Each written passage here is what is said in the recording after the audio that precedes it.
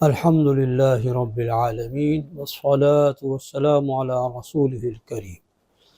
ناظرین محترم، جیسا کہ آپ جانتے ہیں کہ ہماری ان ویڈیوز کا مقصد قرآن حکیم پر غور و فکر اور اس کو محل غور و فکر سمجھ کر پڑھنا۔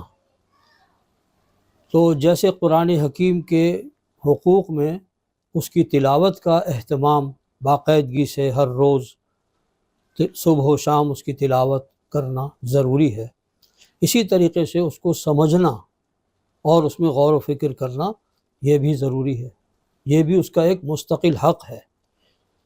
تو فہم قرآن کے دو پہلو ہیں، یعنی قرآن حکیم کو سمجھنے کے دو انداز ہیں، ایک ہے تذکر بالقرآن اور دوسرا ہے تدبر بالقرآن۔ تذکر بالقرآن کے کیا معنی ہیں؟ آسان الفاظ میں اگر سمجھا جائے تو قرآن حکیم کی آیات سے اس کا پیغام اور مدعا سمجھنا، اخذ کرنا، اور انسان کی ہدایت کے لیے قرآن حکیم کی آیات بینات میں جو یاد دہانی اور نصیحت بالکل واضح اور عام فہم انداز میں رکھی گئی ہے اس کو سمجھنا۔ اس کے لیے کیا چیز درکار ہے؟ طلب ہدایت کی نیت سے قرآن کو سرچشمہ ہدایت تسلیم کر کے اپنے دل کے دریچوں کو کھول کر کسی بھی عام فہم اور مستند ترجمے سے مدد لی جا سکتی ہے۔ تذکر بالقرآن کے اعتبار سے یہ دنیا کی آسان ترین اور قابل فہم کتاب ہے۔ اسی کی طرف سورہ قمر میں 4 مرتبہ یہ آیت نازل کی گئی اور ترغیب دلائی گئی، وَلَقَدْ يَسَّرْنَا الْقُرْآنَ لِلذِّكْرِ فَهَلْ مِن مُدَّكِرٍ، اور یقیناً ہم نے اس قرآن کو آسان بنایا ہے نصیحت اور یاد دہانی کے لیے۔ فَهَلْ مِن مُدَّكِرٍ، تو ہے کوئی جو اس آسانی سے فائدہ اٹھائے اور اس سے نصیحت حاصل کرے۔ تو اس اعتبار سے تذکر بالقرآن ایک عام انسان کے لیے بھی بہت ہی آسان ہے، اور جیسے جیسے وہ ترجمہ پڑھتا جائے گا ویسے ویسے قرآن کا پیغام اور اس کا مدعا اس کے اوپر کھلتا چلا جائے گا۔ لیکن اس کے مقابلے میں جو تدبر قرآن ہے، قرآن پر غور و فکر کرنا اور اس میں سے علم و حکمت کی موتی نکالنا، تو یہ کام ذرا کچھ تقاضے ہیں اس کے۔ آسان الفاظ میں ہم یہ کہہ سکتے ہیں کہ قرآن کی آیات میں غوطہ زنی، غواصی اور گہرائی میں اتر کر علم و حکمت کے موتی تلاش کرنا۔ جیسا کہ ہم جانتے ہیں کہ قرآن حکیم جو ہے علم کا بحر زخار ہے، نہ اس کی گہرائی کا کوئی اندازہ لگایا جا سکتا ہے نہ اس کی وسعت کا، لیکن غور کرنے والے اپنے اپنے ظرف ذہنی کے مطابق اس سے استفادہ بھی کرتے ہیں اور اس سے علم بھی حاصل کرتے ہیں۔ اس کی مثال ایسی ہے جیسے کہ ایک سمندر ہے، پانی کی اس میں کوئی کمی نہیں ہے، لیکن آپ جس چیز سے پانی نکالنا چاہ رہے ہیں، آپ کا جو ظرف، آپ کا جو برتن ہے، وہ جتنا بڑا ہوگا اتنا ہی اس کے اندر سے آپ پانی نکال سکیں گے۔ اگر کوئی ایک بالٹی لے کے آیا ہے تو وہ بالٹی ہی پانی لے سکے گا، اگر کوئی بہت بڑا ٹینکر لے کے آیا ہے تو، لیکن سمندر پر اس کا کوئی اثر نہیں پڑے گا۔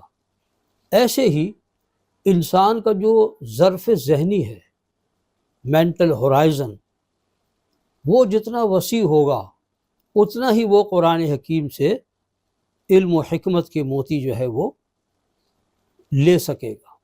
اب یہ جو ظرف ذہنی ہے یہ 2 اجزاء پر مشتمل ہے۔ ایک مروجہ عصری علوم کے کسی شعبے میں گہری بصیرت و مہارت اور اپنے زمانے کی علمی سطح کا شعور، پہلی چیز تو یہ ہے جو ظرف ذہنی کو تشکیل دیتی ہے۔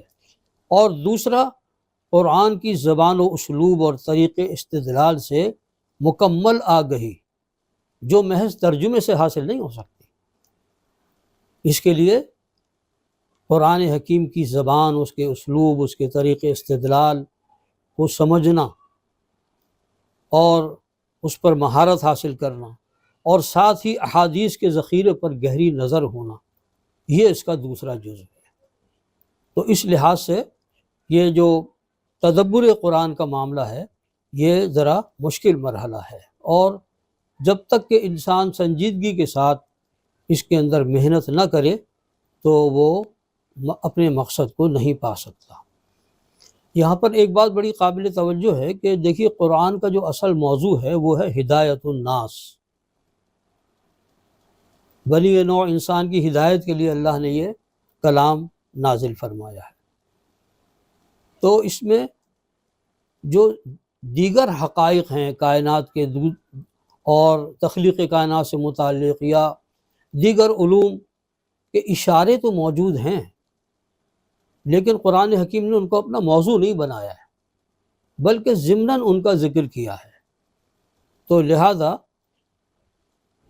جو سمجھنے والے ہیں، جن کے اندر ایک تحقیق کا اور جستجو کا ایک مزاج جن کا ہے، وہ جب پڑھتے ہیں تو وہ جو اشارے ہیں جن کے ذریعے سے وہ جو ان کے ذہن میں اشکالات ہیں ان کو سلجھا سکتے ہیں، تو ان کو وہ سرا وہاں سے مل جاتا ہے، جبکہ عام آدمی جو ہے وہ اس پر سے سرسری گزر جاتا ہے۔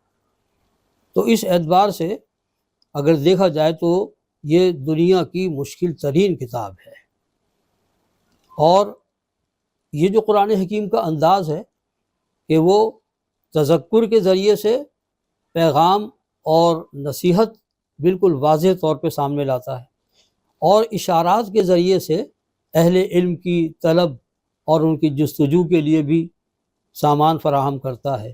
گویا کہ اپنے اس منفرد طرز کلام سے بیک وقت وہ ایک عام آدمی کی ضرورت بھی پوری کر رہا ہوتا ہے اور ایک محقق کی طلب کو بھی پورا کر رہا ہوتا ہے۔ یہ قرآن حکیم کا کیسا اعجاز ہے، بیک وقت یہ دونوں طبقوں کو مطمئن کرتا ہے۔ قرآن حکیم میں تدبر کی اہمیت اجاگر کی گئی ہے۔ فرمایا کہ سورہ محمد کی 24ویں آیت ہے، افلا یتدبرون القرآن ام علی قلوب اقفالها، کیا یہ لوگ قرآن حکیم پر تدبر نہیں کرتے، گہرائی میں جا کر غور و فکر نہیں کرتے؟ ام علی قلوب اقفالها، یا ان کے دلوں پر تالے پڑے ہوئے ہیں، بند ہیں ان کے دل، اور ذہن ان کے جو ہیں وہ معاوف ہیں، اور قرآن حکیم کو سمجھنے کے لیے وہ کوشش نہیں کرتے۔ تو یہ ایک گلہ ہے قرآن حکیم میں کہ قرآن حکیم کو محل غور و فکر بناؤ۔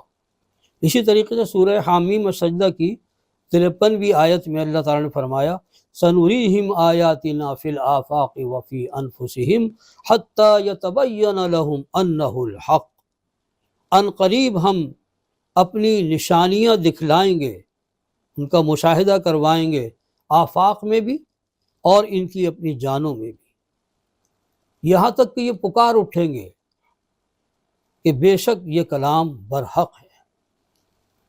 یعنی گویا کہ جیسے جیسے وقت گزرے گا تو اس میں سے ایسے ایسے علوم اور علم و حکمت کے موتی برآمد ہوں گے کہ انسان حیران رہ جائے گا، اور اللہ تعالیٰ اس کلام مبارک کی حقانیت کو جو ہے وہ واضح کرتے چلے جائیں گے۔ حدیث مبارکہ میں ترمذی اور دارمی کی ایک روایت ہے، حضرت علی رضی اللہ تعالیٰ عنہ سے مروی ہے، طویل روایت ہے، یہ ہم نے اپنی پچھلی ایک ویڈیو میں اس کا پورا ذکر کیا ہے کہ عظمت قرآن بزبان رسول، اس کو اگر آپ سنیں گے نا تو یہ پوری حدیث تفصیل کے ساتھ وہاں بیان کی گئی۔ اس کا صرف ایک جملہ میں اس وقت یہاں کوٹ کرنا چاہتا ہوں۔ اللہ کے نبی نے فرمایا، وَلَا تَنْقَضِي عَجَائِبُهُ، اس کے عجائبات کبھی ختم نہیں ہوں گے، یعنی قیامت تک اس میں سے علم و حکمت کے موتی برآمد ہوتے رہیں۔ سبحان اللہ۔